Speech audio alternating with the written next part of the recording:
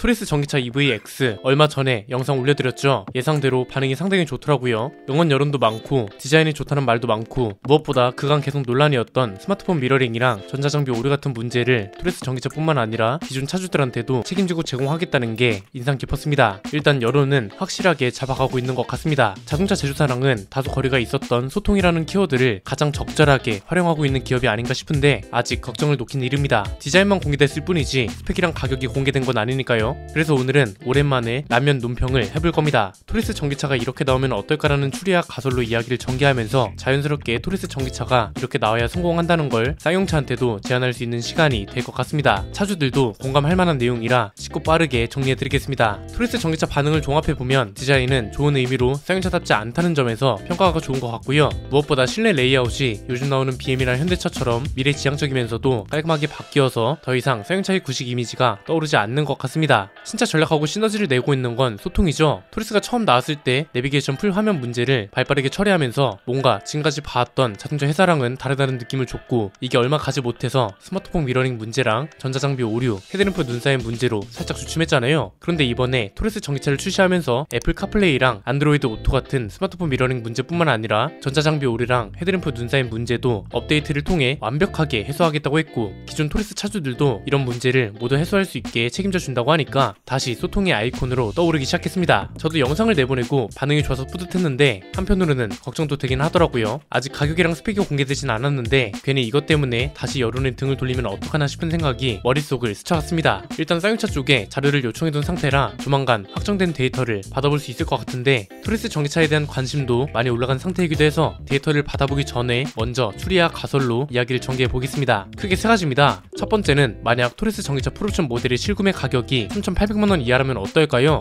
토리스는 중앙정부 보조금을 100% 받을 수 없습니다. 왜냐면 쌍용차가 아직 전기차 인프라 구축에 참여하지 않았기 때문에 인센티브 개념으로 받을 수 있는 보조금은 해당이 안 됩니다. 아마 중앙정부 보조금은 많아봐야 550에서 600만원 정도일 거고요. 지자체 보조금까지 하면 800만원에서 1000만원 정도 사이를 왔다갔다 하지 않을까 싶습니다. 받을 수 있는 보조금이 800만원이라고 가정해볼까요? 이 조건에서 풀옵션 모델 가격이 3,800만원에 나오려면 표시 가격은 최대 4,600만원이 되어야 하는 겁니다. 이렇게 되면 아마 가성비 전기차라는 타이틀은 토리스가 가장 먼저 가져가게 될 겁니다. 지금 국내에서 살 수 있는 대중 브랜드 전기차 중에서 표시 가격이 4천만원대인 차가 거의 없습니다. 아이오닉5는 시작 가격이 5천만원을 넘고, 아이오닉6나 EV6도 마찬가지입니다. 나름 가성비라고 불리던 볼트 EUV도 표시 가격은 4,790만원부터입니다. 받을 수 있는 보조금이 800만원이라고 가정했을 때 토리스 전기차 실구매 가격이 3,200만원에서 3,800만원 정도면 표시 가격은 4천만원에서 4,800만원 정도가 되는 겁니다. 지금 코나 전기차 가격이 5천만원 초반대로 예상된다고 하잖아요. 보조금을 받아도 4천이 넘는다는 소리고, 이 상황에서 쌍용차가 크기가 더 큰 토리스 전기차를 코나보다 저렴하게 출시한다면 내연기관 토리스처럼 가격 때문에 사게 되는 차가 될 거란 말이죠. 애초에 지금은 보조금을 포함해도 3천만원대로 살 수 있는 전기차가 드물기도 해서 꼭 3천만원대 초반이 아니더라도 내연기관 모델보다 조금 더 비싼 3,800만원 선까지만 돼도 가격은 진짜 선방, 가격 때문에 안 팔릴 일은 없을 거라고 봅니다. 좀 더 넓게 보면 시장 견제 역할도 할 겁니다. 토리스 전기차가 예상보다 빨리 출시되는 거잖아요. 이후에는 이제 이코노스 EV나 폭스바겐의 보급형 전기차도 출시될 거라서 전기차 시장에 가격 견제 역할도 하면서 가격 상승 역할을 토리스 전기차가 선도할 수 있게 될 겁니다. 소비자 입장에선 전기차 가격이 터무니없이 오르는 걸 막아주면서도 토리스 전기차는 또 상대적으로 저렴하게 살 수 있으니까 공급량만 받쳐준다면 판매량은 걱정 안 해도 될 겁니다. 두 번째는 이런 가격이 가능한 이유인데, 쌍용 전기차는 BRD 배터리를 장착합니다. 현대차도 지금 중국산 배터리를 장착한다고 선언한 마당에 쌍용차라고 못할 이유가 뭐가 있겠어요? 중국산 배터리 점유율이 계속 높아지고 있는 이유는 뭔가요? 중국은 배터리 원재료까지 갖고 있는 나라입니다. 그리고 배터리 기업을 국가 차원에서 밀어줍니다. 심지어 이걸 정치적 수단으로 활용해서 중국산 배터리를 장착한 전기차한테만 혜택을 준다거나 아예 한국을 비롯한 다른 국가 배터리보다 저렴하게 공급하는 방식으로 시장을 점령하고 있단 말이죠. 그래서 실제로 한국이랑 중국 배터리 업체의 시장 점유율 격차가 눈에 띄게 멀어지고 있습니다. 2019년에는 29.3%포인트 차이가 나던 게 작년에는 36.7%까지 격차가 벌어졌습니다. 슬픈 현실이지만 중국 배터리 회사 때문에 우리나라 배터리 3사 점유율이 계속해서 하락세입니다. 2021년을 시작으로 작년 내내 점유율이 떨어져서 3사 점유율 합이 23.1%까지 떨어졌습니다. 일단 오늘은 배터리 시장 관련 이야기는 아니니까 쌍용차 관점에서만 보면요, BRD 배터리를 사용한다는 건 가격을 낮게 책정해야 하는 명분을 스스로 만든 겁니다. BRD 배터리를 장착하는데 다른 전기차보다 비쌀 이유는 없거든요.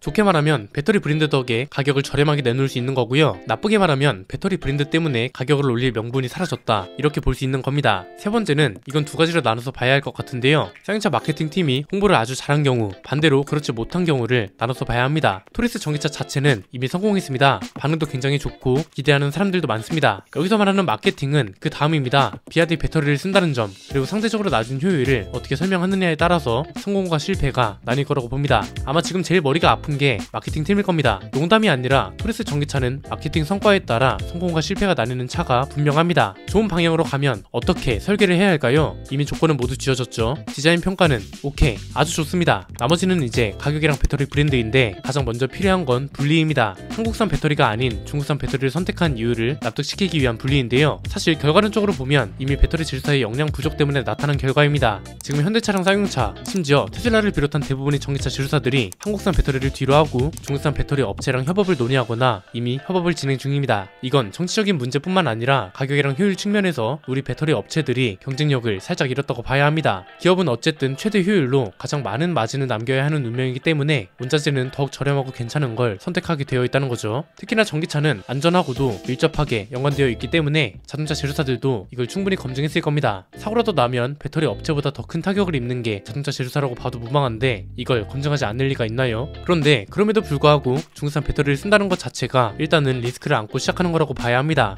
그리고 마케팅팀 역할이 중요하다는 겁니다. 지금부터 필요한 건 배터리 질서의 역량 문제로 선택지로서의 매력이 떨어졌다는 문제랑요, 쌍용차가 BRD 배터리를 쓰는 것을 별개의 문제로 인식할 수 있도록 하는 게 가장 큰 과제라고 봅니다. 이게 가능하려면 가격이 첫 번째고 이걸 활용한 마케팅이 두 번째입니다. BRD 배터리를 쓰는 이유와 명분, 즉 소비자를 설득할 수 있는 요소는 저렴한 가격과 화재 위험에서 비교적 안전하다는 겁니다. CATL이랑 BRD처럼 이름 있는 배터리를 써도 화재는 발생할 수 있습니다. 실제로 사고도 있었고요. 여기서 확실하게 구분해야 할 건 내연기관 차든 하이브리드 차든 리튬 이온 배터리를 쓰는 전기차든 리튬 인산철 배터리를 쓰는 전기차든 화재가 안 나는 전기차는 없다는 겁니다. 화재가 날 가능성이나 화재가 났을 때 위험한 정도가 상대적으로 높냐 낮냐, 이 차이란 말이죠. 전기차 이슈 중에 가장 민감한 게 화재입니다. 한국에너지공단에서 나온 설명 자료를 보면 리튬 이온 배터리의 단점을 극복하기 위해서 개발된 게 리튬 인산철 배터리입니다. 리튬 이온 배터리에 비해서 에너지 밀도는 낮지만 리튬 이온 배터리보다 고온에 강하고 비용이 비싼 물질을 인산철로 대체해서 원가를 낮췄다는 거죠. 그냥 간단합니다. 똑같은 용기에 수소를 하나는 적당히 넣고 하나는 터지기 직전까지 빵빵하게 채워 넣었어요. 터지기 직전까지 채워놓은 쪽, 밀도가 높은 쪽이 폭발할 위험이 더 크겠죠. 이건 문과 입장에서 쉽게 설명한 거고요. 지나가는 이과 승분이 계시면 댓글로 부연 설명을 해주셔도 좋습니다. 결국 화재 가능성과 위험성이 비교적 낮고 가격까지 저렴한 전기차라는 걸 굉장히 열심히 어필해야 한다는 겁니다. 아직 공식 스펙이 공개되진 않았지만 못해도 380km 이상은 나오는 걸로 알고 있거든요.